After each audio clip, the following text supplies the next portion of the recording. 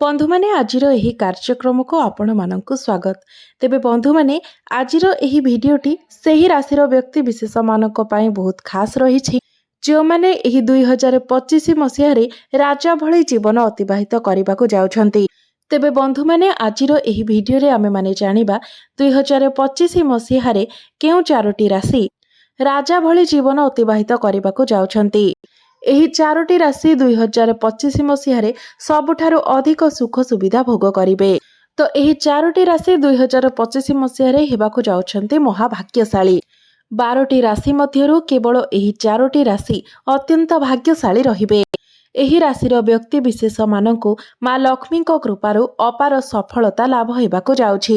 ବନ୍ଧୁମାନେ ଆମର ଜ୍ୟୋତିଷ ଶାସ୍ତ୍ରରେ ରାଶିମାନଙ୍କର ବହୁତ ଅଧିକ ମହତ୍ତ୍ୱ ରହିଛି। ସଂସାରରେ ଜନ୍ମ ହୋଇଥିବା ପ୍ରତ୍ୟେକ ମନୁଷ୍ୟ ମାନଙ୍କ ସହିତ 12 ଗୋଟି ରାଶିଙ୍କର ନିବିଡ଼ ସମ୍ବନ୍ଧ ରହିଥାଏ ଏବଂ ଏହି ରାଶିମାନେ ଆପଣଙ୍କର ଅତୀତ, ବର୍ତ୍ତମାନ ଏବଂ ଭବିଷ୍ୟତକୁ ଦର୍ଶାଇଥାଏ। ତେବେ ପ୍ରତ୍ୟେକ ବ୍ୟକ୍ତିଙ୍କର ରାଶି ଭିନ୍ନ ଭିନ୍ନ ହେବା କାରଣରୁ ପ୍ରତ୍ୟେକ ରାଶିର ବ୍ୟକ୍ତି ବିଶେଷ ମାନଙ୍କର ବ୍ୟବହାର ପ୍ରକୃତି ମଧ୍ୟ ଭିନ୍ନ ଭିନ୍ନ ପ୍ରକାରର ହୋଇଥାଏ। ପ୍ରତ୍ୟେକ ରାଶିମାନେ ଭିନ୍ନ ଭିନ୍ନ ଗ୍ରହ ମାନଙ୍କର ଅନ୍ତର୍ଗତରେ ଆସିଥାନ୍ତି। ସେଥିପାଇଁ ଗ୍ରହମାନଙ୍କର ସ୍ଥିତି ରାଶି ମାଧ୍ୟମରେ ମନୁଷ୍ୟମାନଙ୍କର ଜୀବନକୁ ପ୍ରଭାବିତ କରିଥାଏ। ଗ୍ରହଗୁଡ଼ିକର ଶୁଭ ଗୋଚର ଆପଣଙ୍କୁ ଶୁଭ ଫଳ ପ୍ରଦାନ କରିଥାଏ ଏବଂ ଗ୍ରହମାନଙ୍କର ଅଶୁଭ ସ୍ଥିତିରେ ଗୋଚର ଆପଣଙ୍କୁ ଅଶୁଭ ଫଳ ପ୍ରଦାନ କରିଥାଏ, ଆପଣଙ୍କ ଜୀବନରେ ସମସ୍ୟା ଆଣିଥାଏ। ତେବେ ଜ୍ୟୋତିଷ ଶାସ୍ତ୍ର ଅନୁସାରେ ଗ୍ରହମାନଙ୍କର ଗୋଚର ଦେଖି ହିଁ ଗୋଟିଏ ବ୍ୟକ୍ତିର ଭାଗ୍ୟ ବିଷୟରେ କୁହାଯାଇପାରେ। ତେବେ ସେହି ଗ୍ରହମାନଙ୍କର ଗୋଚର ଅନୁସାରେ ରାଶିମାନଙ୍କର ଭଲ ସମୟ କିମ୍ବା ଖରାପ ସମୟ ବିଷୟରେ କୁହାଯାଇଥାଏ। ତେବେ ସେହି ଗ୍ରହମାନଙ୍କର ଗୋଚର ଅନୁସାରେ ଏହି 2025 ମସିହାରେ ଚାରୋଟି ରାଶି ହେବାକୁ ଯାଉଛନ୍ତି ମହାଭାଗ୍ୟଶାଳୀ। ତେବେ ବର୍ତ୍ତମାନ ତ 2024 ମସିହା ଚାଲିଛି, ମାତ୍ର ଖୁବ୍ ଶୀଘ୍ର ହିଁ 2025 ମସିହା ଆରମ୍ଭ ହେବାକୁ ଯାଉଛି। ନୂତନ ବର୍ଷର ଆରମ୍ଭ ହେବାକୁ ଯାଉଛି। ଜ୍ୟୋତିଷ ଶାସ୍ତ୍ର ଅନୁସାରେ ଗ୍ରହମାନଙ୍କର ଏପରି ଏକ ପରିବର୍ତ୍ତନ ହେବାକୁ ଯାଉଛି ଯେଉଁ କାରଣରୁ ଏହି ଚାରୋଟି ରାଶିର ବ୍ୟକ୍ତିବିଶେଷ ମାନଙ୍କୁ 2025 ମସିହାରେ ଅପାର ସଫଳତା ଲାଭ ହେବାକୁ ଯାଉଛି। ତେବେ ଆସନ୍ତୁ ବନ୍ଧୁମାନେ ସେହି ଚାରୋଟି ଭାଗ୍ୟଶାଳୀ ରାଶିମାନଙ୍କ ବିଷୟରେ ଜାଣିନେବା। ସେମାନଙ୍କ ଜୀବନରେ କେଉଁଭଳି ପରିବର୍ତ୍ତନ ହେବାକୁ ଯାଉଛି, କାହିଁକି ଏହି ଚାରୋଟି ରାଶି ହେବାକୁ ଯାଉଛନ୍ତି ମହାଭାଗ୍ୟଶାଳୀ।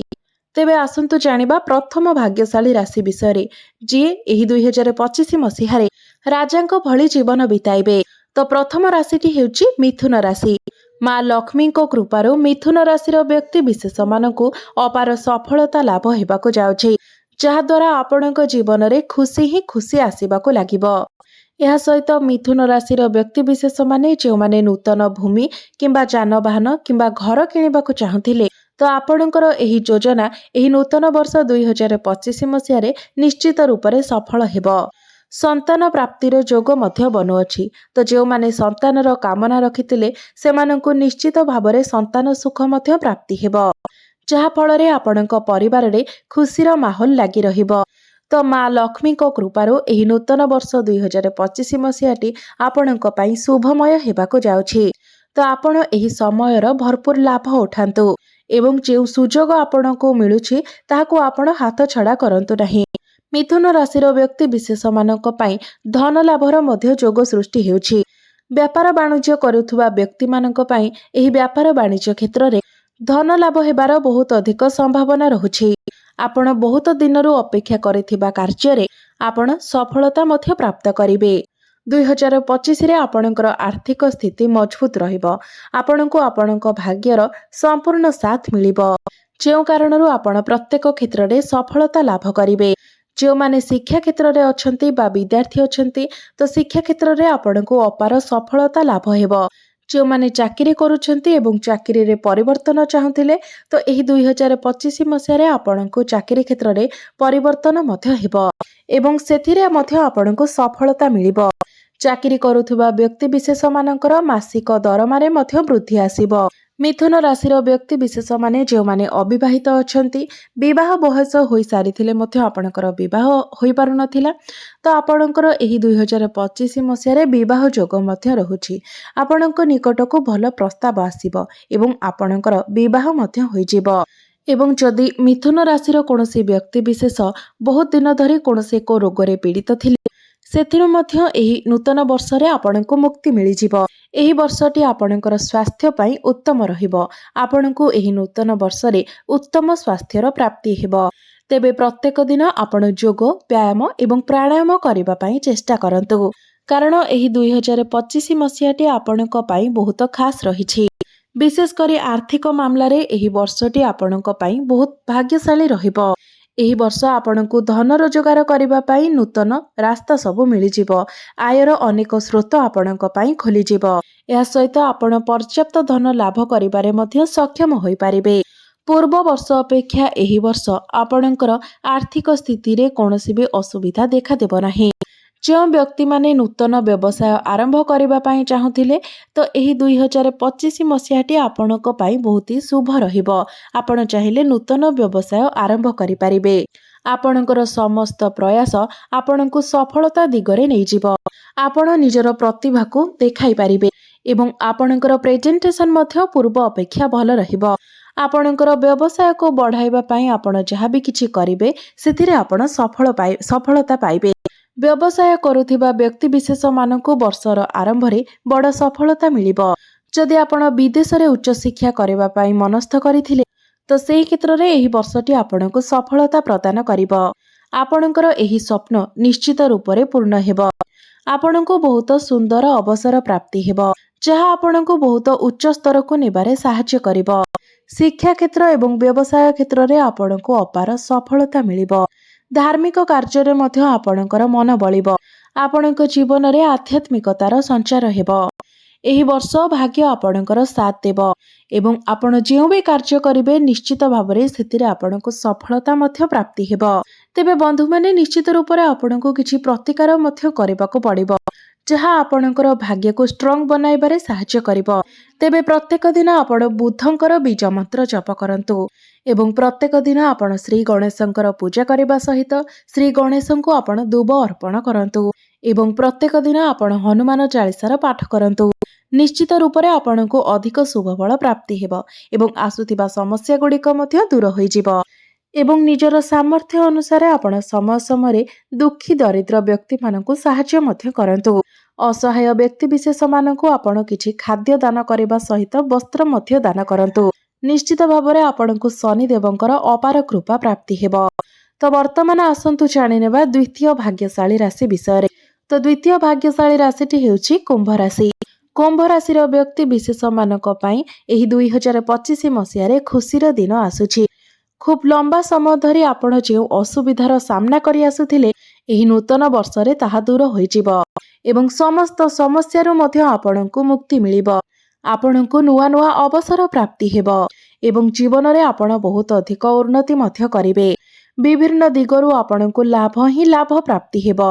ଯେଉଁ ବ୍ୟକ୍ତିମାନେ ବ୍ୟାପାର ବାଣିଜ୍ୟ କରୁଛନ୍ତି, ସେଥିରେ ନିଶ୍ଚିତ ଭାବରେ ଆପଣଙ୍କୁ ସଫଳତା ମିଳିବ। ଆପଣ ନିଜ ବ୍ୟବସାୟରେ ବହୁତ ଅଧିକ ଉନ୍ନତି କରିବେ। କୁମ୍ଭ ରାଶିର ବ୍ୟକ୍ତି ବିଶେଷମାନେ ଏବେ ଆପଣଙ୍କ ଜୀବନରେ ସବୁ ଦିଗରୁ କେବଳ ଖୁସି ହିଁ ଖୁସି ଆସିବ। ତେବେ ଆପଣଙ୍କୁ ଟିକେ ଅଧିକ ପରିଶ୍ରମ କରିବାକୁ ପଡ଼ିବ, କାରଣ ବିନା ପରିଶ୍ରମରେ କେବେ ବି ସେତିକି ସଫଳତା ମିଳିନଥାଏ।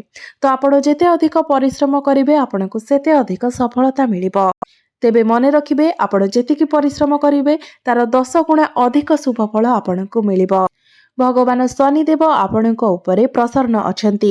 ଶନି ହେଉଛନ୍ତି କର୍ମର କାରକ ଗ୍ରହ। ତ ନିଶ୍ଚିତ ରୂପରେ ଶନି ଆପଣଙ୍କ ଉପରେ କାର୍ଯ୍ୟଭାର ଦେବେ ଏବଂ ସମସ୍ତ କାର୍ଯ୍ୟକୁ ମଧ୍ୟ ଆପଣଙ୍କୁ ସୁଚାରୁ ରୂପରେ କରିବାର ଅଛି।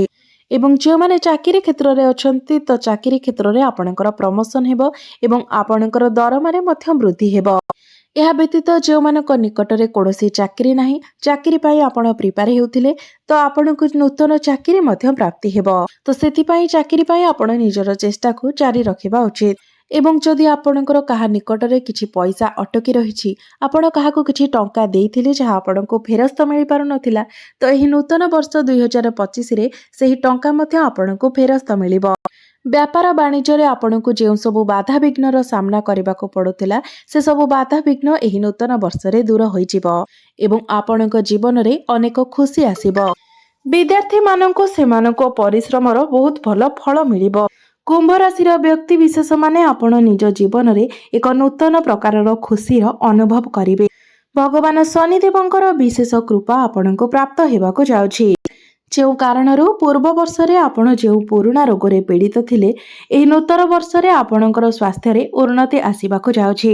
ତେବେ ଏହି ନୂତନ ବର୍ଷ 2025 ମସିହାଟି ଆପଣଙ୍କ ପାଇଁ ଅତ୍ୟନ୍ତ ଭାଗ୍ୟଶାଳୀ ହେବାକୁ ଯାଉଛି। ଯେଉଁମାନେ ପ୍ରେମ କ୍ଷେତ୍ରରେ ଅଛନ୍ତି, ପ୍ରେମ ଜୀବନରେ ମଧ୍ୟ ଆପଣଙ୍କୁ ସଫଳତା ମିଳିବ। ଆପଣଙ୍କର ପ୍ରେମ ବିବାହର ରୂପ ମଧ୍ୟ ନେଇପାରେ। ଆପଣଙ୍କର ସମସ୍ତ ମନସ୍କାମନା ଏହି ନୂତନ ବର୍ଷ 2025ରେ ପୂର୍ଣ୍ଣ ହେବାକୁ ଯାଉଛି। ତ ପ୍ରତିକାର ସ୍ୱରୂପ ଆପଣ ପ୍ରତ୍ୟେକ ଦିନ ଶନିଦେବଙ୍କର ବୀଜ ମନ୍ତ୍ରର ଜପ କରନ୍ତୁ ଏବଂ ପ୍ରତ୍ୟେକ ଦିନ ଆପଣ ହନୁମାନ ଚାଳିଶାର ପାଠ କରନ୍ତୁ, ଯାହାଫଳରେ ଆସୁଥିବା ସମସ୍ୟା ଗୁଡ଼ିକ ଆପଣଙ୍କର ଦୂର ହୋଇପାରିବ ଏବଂ ଆପଣଙ୍କୁ ଶୁଭତ୍ୱ ମଧ୍ୟ ପ୍ରାପ୍ତି ହେବ। ଯଦି ଆପଣ ଚାକିରି କ୍ଷେତ୍ରରେ ଅଛନ୍ତି ତ ଚାକିରିରେ ଆପଣଙ୍କର ପଦୋନ୍ନତି ହେବ ଏବଂ ଯଦି ଆପଣ ବିଜନେସ୍ କରୁଛନ୍ତି ତ ବିଜନେସ୍ରେ ମଧ୍ୟ ଆପଣଙ୍କୁ ଅଧିକ ଲାଭ ମିଳିବ। ଏହି 2025 ମସିହାରେ ଆପଣଙ୍କର ଆର୍ଥିକ ସ୍ଥିତି ମଜବୁତ ରହିବ ଏବଂ ପରିବାର ମଧ୍ୟରେ ମଧ୍ୟ ଆପଣଙ୍କୁ ସୁଖ ଶାନ୍ତିର ଅନୁଭବ ମିଳିବ। ଆପଣଙ୍କୁ କୌଣସି ଏକ ବଡ଼ ଖୁସି ଖବର ମିଳିପାରେ। ଭଗବାନ ଶନିଦେବଙ୍କ କୃପାରୁ ଆପଣଙ୍କୁ ପ୍ରତ୍ୟେକ କାର୍ଯ୍ୟରେ ସଫଳତା ମିଳିବ। ବ୍ୟବସାୟରେ ଆପଣଙ୍କୁ ଅଚାନକ ଲାଭ ପ୍ରାପ୍ତି ହେବ। ଆପଣଙ୍କୁ ଆକସ୍ମିକ ଧନ ଲାଭ ହେବ। ତେବେ ଏବେ ଆସନ୍ତୁ ଜାଣିନେବା ତୃତୀୟ ଭାଗ୍ୟଶାଳୀ ରାଶିଟି ବିଷୟରେ। ତ ତୃତୀୟ ଭାଗ୍ୟଶାଳୀ ରାଶିଟି ହେଉଛି ବୃଷ ରାଶି। ତ ଏହି 2025 ମସିହାରେ ବୃଷ ରାଶିର ବ୍ୟକ୍ତି ବିଶେଷମାନଙ୍କର ଭାଗ୍ୟ ସୁନା ଭଳି ଚମକିବାକୁ ଯାଉଛି। ଆପଣ ଯେଉଁ ବି କ୍ଷେତ୍ରକୁ ଯିବେ ସେଥିରେ ଆପଣଙ୍କୁ ସଫଳତା ମିଳିବ। ଆପଣଙ୍କୁ ଆପଣଙ୍କର କାର୍ଯ୍ୟକ୍ଷେତ୍ରରେ ଅନେକ ସଫଳତା ପ୍ରାପ୍ତି ହେବ। ଚାକିରି କ୍ଷେତ୍ରରେ ଥିବା ବ୍ୟକ୍ତିମାନଙ୍କର ପଦୋନ୍ନତି ହେବ ଏବଂ ଆପଣଙ୍କର ଦରମାରେ ମଧ୍ୟ ବୃଦ୍ଧି ଆସିବ। 2025 ମସିହାରେ ଆପଣଙ୍କର ଶୁଭ ସମୟ ଆରମ୍ଭ ହୋଇଯିବ। ଯଦି ଆପଣ କୌଣସି ନୂତନ ଯୋଜନା କରିଛନ୍ତି ତେବେ ତାହାକୁ ଆପଣ କାର୍ଯ୍ୟକାରୀ କରିବା ଉଚିତ, କାରଣ ସେଥିରେ ନିଶ୍ଚିତ ଭାବରେ ଆପଣ ସଫଳ ହେବେ। ଏହି ନୂତନ ବର୍ଷରେ ଆପଣଙ୍କ ଉପରେ ମା ଲକ୍ଷ୍ମୀଙ୍କର ବିଶେଷ କୃପା ବନିବାକୁ ଯାଉଛି। ଯଦି ଅନେକ ଦିନରୁ ଆପଣ ଚାକିରି କ୍ଷେତ୍ରରେ ପ୍ରମୋସନ ପାଇଁ ଅପେକ୍ଷା କରିଥିଲେ ତ ଏହି ନୂତନ ବର୍ଷରେ ଆପଣଙ୍କୁ ନିଶ୍ଚିତ ଭାବରେ ପଦୋନ୍ନତି ହେବ। ବୃଷ ରାଶିର ବିଦ୍ୟାର୍ଥୀମାନଙ୍କ ପାଇଁ ଏହି 2025 ମସିହାଟି ଅତ୍ୟନ୍ତ ଭାଗ୍ୟଶାଳୀ ରହିବାକୁ ଯାଉଛି। ପାଠପଢ଼ାରେ ଆପଣ ନିଜର ପରିଶ୍ରମ ଜାରି ରଖନ୍ତୁ। ନିଶ୍ଚିତ ଭାବରେ ଆପଣଙ୍କୁ ସଫଳତା ପ୍ରାପ୍ତି ହେବ। ଆପଣଙ୍କ ପ୍ରେମ ଜୀବନ ପାଇଁ ମଧ୍ୟ 2025 ମସିହାଟି ବହୁତ ସଫଳତା ରହିବ। ଆପଣଙ୍କୁ ଅନେକ ଖୁସି ପ୍ରାପ୍ତି ହେବ। ଆପଣଙ୍କ ମଧ୍ୟରେ ଭଲ ପାଇବା ବଢ଼ିବ। ଅଣ୍ଡରଷ୍ଟାଣ୍ଡିଂ ମଧ୍ୟ ଭଲ ରହିବ। ଆପଣଙ୍କର ପାରିବାରିକ ଜୀବନ ମଧ୍ୟ ବହୁତ ଭଲ ରହିବ। ଆପଣଙ୍କର ବୈବାହିକ ଜୀବନ ଅତ୍ୟନ୍ତ ଅନୁକୂଳ ରହିବ। ତେବେ ଆପଣ କୌଣସି ଛୋଟ ଛୋଟ କଥାକୁ ଧରି ରଖନ୍ତୁ ନାହିଁ। ଆପଣଙ୍କ ପାଇଁ ଏହି ନୂତନ ବର୍ଷ 2025 ମସିହାଟି ଅତ୍ୟନ୍ତ ଶୁଭପ୍ରଦ ଅଟେ। ଆପଣ ଯେଉଁ ବି କାର୍ଯ୍ୟ କରୁଛନ୍ତି ଆପଣ ନିଜର ଜୀବନସାଥୀଙ୍କୁ ସେ ବିଷୟରେ ପଚାରି ବୁଝି କାମ କରନ୍ତୁ। ନିଶ୍ଚିତ ଭାବରେ ଆପଣଙ୍କୁ ସଫଳତା ମିଳିବ। ଆପଣ ଦୁଇ ଜଣଙ୍କ ମଧ୍ୟରେ ଭଲ ପାଇବା ବଢ଼ିବ। ସମ୍ପର୍କ ସୁମଧୁର ହେବ। ଖୁବ୍ ଶୀଘ୍ର ହିଁ ଆପଣଙ୍କୁ କୌଣସି ଶୁଭ ଖବର ପ୍ରାପ୍ତ ହୋଇପାରେ। ଆପଣଙ୍କ ଦ୍ୱାରା କରାଯାଇଥିବା ପରିଶ୍ରମର ଫଳ ଏହି ନୂତନ ବର୍ଷରେ ନିଶ୍ଚିତ ରୂପରେ ଆପଣଙ୍କୁ ପ୍ରାପ୍ତି ହେବ। ଭଗବାନ ଶନିଦେବଙ୍କର କୃପାରୁ ଆପଣଙ୍କର ଆର୍ଥିକ ସ୍ଥିତି ମଜବୁତ ରହିବ। ଆପଣଙ୍କର ଅଟକି ରହିଥିବା କାର୍ଯ୍ୟ ଆଗକୁ ବଢ଼ିବ। ଏହା ସହିତ ବୃଷ ରାଶିର ବ୍ୟକ୍ତିବିଶେଷମାନଙ୍କୁ ଏହି ନୂତନ ବର୍ଷରେ ଅନେକ ଲାଭ ମଧ୍ୟ ପ୍ରାପ୍ତି ହେବ। ଏହା ସହିତ ବଡ଼ ବଡ଼ ସଫଳତା ଆପଣଙ୍କୁ ପ୍ରାପ୍ତି ହେବାକୁ ଯାଉଛି। ଆପଣଙ୍କୁ ଆପଣଙ୍କ ପରିବାର ଏବଂ ଜୀବନସାଥୀଙ୍କର ସହଯୋଗ ସମ୍ପୂର୍ଣ୍ଣ ରୂପରେ ପ୍ରାପ୍ତି ହେବ।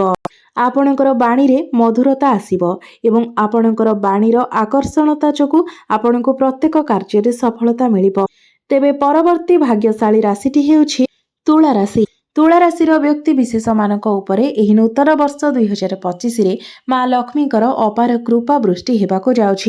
ଏହି ନୂତନ ବର୍ଷରେ ଅତି ଶୀଘ୍ର ଆପଣଙ୍କୁ କୌଣସି ଖୁସି ଖବର ପ୍ରାପ୍ତି ହୋଇପାରେ ଏବଂ ଆପଣ କରିଥିବା ସମସ୍ତ ପରିଶ୍ରମର ଫଳ ଏହି ନୂତନ ବର୍ଷରେ ଆପଣଙ୍କୁ ମିଳିବାକୁ ଯାଉଛି, ଯାହାଦ୍ୱାରା ପ୍ରତ୍ୟେକ କ୍ଷେତ୍ରରୁ ଆପଣଙ୍କୁ ଖୁସି ପ୍ରାପ୍ତି ହେବ ଏବଂ ଆପଣଙ୍କର ଅଟକି ରହିଥିବା କାର୍ଯ୍ୟ ମଧ୍ୟ ଆଗକୁ ବଢ଼ିବ। ଆପଣଙ୍କୁ ଆପଣଙ୍କର ପରିବାର ଏବଂ ବନ୍ଧୁବାନ୍ଧବମାନଙ୍କର ବହୁତ ଅଧିକ ସହଯୋଗ ପ୍ରାପ୍ତି ହେବ। ଆପଣଙ୍କୁ ମା ଲକ୍ଷ୍ମୀଙ୍କର କୃପା ପ୍ରାପ୍ତି ହେବା କାରଣରୁ ଆପଣଙ୍କୁ ଧନର ଅଭାବ ରହିବ ନାହିଁ। ଆପଣଙ୍କର ଆର୍ଥିକ ସ୍ଥିତି ମଜବୁତ ହେବ। ଆପଣଙ୍କୁ ଧନ ପ୍ରାପ୍ତିର ଅନେକ ଯୋଗ ବନୁଛି। ଆପଣଙ୍କୁ ଧନ ଲାଭ ହେବାର ବହୁତ ସୁଯୋଗ ବନୁଛି ଏବଂ ଆପଣଙ୍କ ଧନରେ ବୃଦ୍ଧି ହେବାର ମଧ୍ୟ ଅବସର ପ୍ରାପ୍ତି ହେବ। ବଡ଼ ବଡ଼ ସଫଳତା ଆପଣଙ୍କୁ ପ୍ରାପ୍ତି ହେବ। ଏହା ସହିତ ଯେଉଁମାନେ ଚାକିରି କ୍ଷେତ୍ରରେ ଅଛନ୍ତି ତ ଆପଣଙ୍କର ପ୍ରମୋସନ ହେବା ସହିତ ଆପଣଙ୍କର ଦରମାରେ ମଧ୍ୟ ବୃଦ୍ଧି ହେବ। ତୁଳା ରାଶିର ବ୍ୟକ୍ତିବିଶେଷ ମାନଙ୍କ ଜୀବନରେ ଏହି ନୂତନ ବର୍ଷ 2025 ମସିହାରେ ସମସ୍ତ ସମସ୍ୟାର ଅନ୍ତ ହେବାକୁ ଯାଉଛି। ଏହି 2025 ମସିହାରେ ଆପଣଙ୍କ ଜୀବନରେ କେବଳ ଖୁସି ହିଁ ଖୁସି ଆସିବାକୁ ଯାଉଛି। ଆପଣଙ୍କର ଭାଗ୍ୟ ବଦଳିବାକୁ ଯାଉଛି ଏବଂ ଏହି 2025 ମସିହାରେ ଆପଣ ଅତ୍ୟନ୍ତ ଭାଗ୍ୟଶାଳୀ ହେବାକୁ ଯାଉଛନ୍ତି। ତେବେ ବନ୍ଧୁମାନେ, ଏମାନେ ଥିଲେ ସେହି 4ଟି ରାଶି ଯେଉଁମାନଙ୍କର ଭାଗ୍ୟ ଏହି 2025 ମସିହାରେ ସୁନା ଭଳି ଚମକିବାକୁ ଯାଉଛି, ରାଜା ଭଳି ଜୀବନ ବିତାଇବାକୁ ଯାଉଛନ୍ତି। ତ ଯଦି ଆପଣଙ୍କର ରାଶି ମଧ୍ୟ ଏହି ରାଶି ମଧ୍ୟରେ ଥାଏ ତ କମେଣ୍ଟ ବକ୍ସରେ ନିଶ୍ଚୟ ଲିଖିବେ ଏବଂ ଭକ୍ତିର ସହିତ କମେଣ୍ଟ ବକ୍ସରେ ଜୟ ଶ୍ରୀ ଜଗନ୍ନାଥ, ଜୟ ମା ଲକ୍ଷ୍ମୀ ନିଶ୍ଚୟ ଲିଖିବେ। ତ ବନ୍ଧୁମାନେ, ଆପଣଙ୍କର ଜୀବନ ମଙ୍ଗଳମୟ ହେଉ, ଏହା ହିଁ ଈଶ୍ୱରଙ୍କ ନିକଟରେ ମୋର ପ୍ରାର୍ଥନା। ଧନ୍ୟବାଦ।